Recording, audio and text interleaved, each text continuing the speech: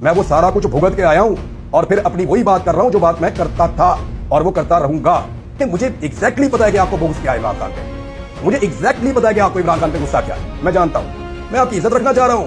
आपको पंगे लेने का शौक है, तो अगर आपको इतना ही शौक है पंगे लेने का, तो भाईजान जिन्होंने आपको लॉन्च किया ना, जो आपको इस वक्त डील कर रहे हैं, जो आपको इस वक्त चाबी भर रहे हैं, वो मेरा कुछ नहीं बिगाड़ सके, क्योंकि मेरे रब ने मुझे ये तौफीक दी कि उसने मेरे सामने सच्चाई खोली है। तो मेरे रब ने मेरी आंखें खोली हैं और मैंने खुलकर सच को बोला है और आइंदा भी इंशाल्लाह बोलता रहूंगा।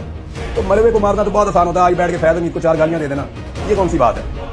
नदीम अंजुम का नाम लीजिए, मौजूदा DGI का नाम लीजिए, जनरल आसिम मुनीर साहब का बताइए कि वो क्या कारनामा कर रहे हैं, किस तरह मुल्क को चला रहे हैं, बताएं ना उनके बारे में, आपकी तसल्ली हो जाएगी। क्योंकि आप मरे हुए को मार रहे हैं और आप मुनाफकत कर रहे हैं। मैं ये साबित करूंगा कि आप मुनाफकत कर रहे हैं, आप मुनाफकत कर रहे हैं और ये साबित हो जाएगा, बड़े आराम से साबित हो जाएगा।